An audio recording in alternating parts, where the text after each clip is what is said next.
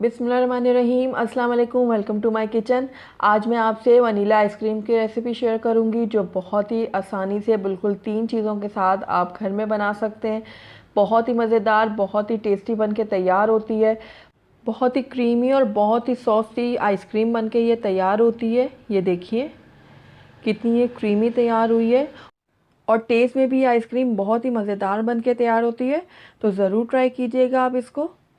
तो चलिए इसको बनाना स्टार्ट करते हैं, लेकिन उससे पहले अगर आप मेरे चैनल पे नए हैं तो काइंडली इसको सब्सक्राइब कर दें और साथ ही बेल आइकन को भी प्रेस कर दें ताकि मेरी हर नई आने वाली वीडियो की नोटिफिकेशन सबसे पहले आप तक पहुंचे।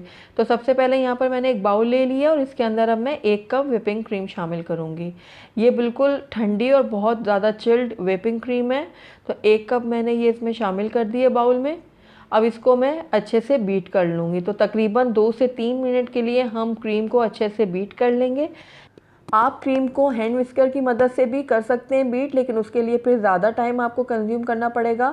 तो तकरीबन 5 से 6 मिनट लग जाएंगे क्रीम को बीट करते हुए। मैं यहाँ पर इलेक्ट्रिक बीटर का इस्तेमाल कर रही हूँ। तो ये देखिए 3 मिनट हो गए तकरीबन इसको बीट करते हुए।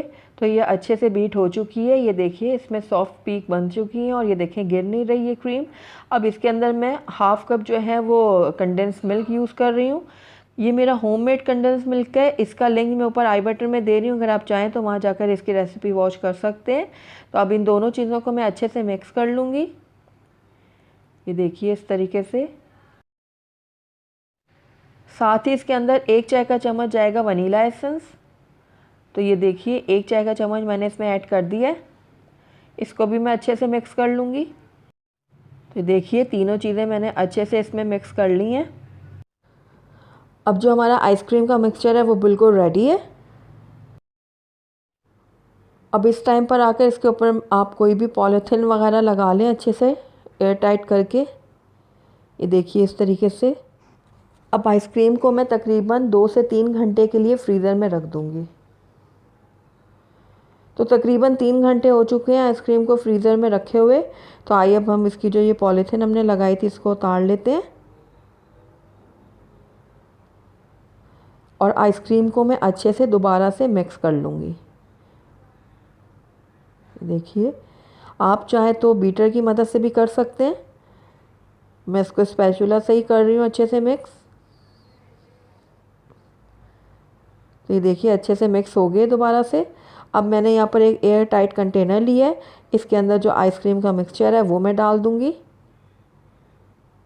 ये देखिए इस तरीके से मैं अच्छे से सारी आइसक्रीम इस कंटेनर में निकाल रही हूँ और इसको अब मैं अच्छे से सेट कर लूँगी। ये देखिए इस तरीके से। तो आइसक्रीम को मैंने अच्छे से सेट कर लिया एक एयर टाइट कंटेनर में। हमने इसको दोबारा से जो मिक्स किया है तो इसकी वजह से आइस क्रिस्टलाइज नहीं होगी इसमें, लेकिन इसको मज़ीद सिक्योर करने के लिए आप इसके ऊपर इस तरीके से पॉलीथिन रख लें कोई भी इस तरीके से।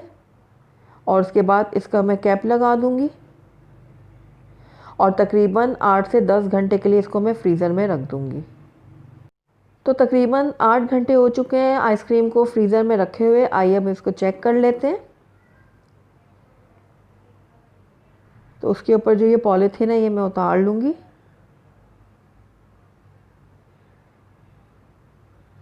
देखिए इस तरीके से। अब इसको मैं निकाल के आपको दिखाती हूँ।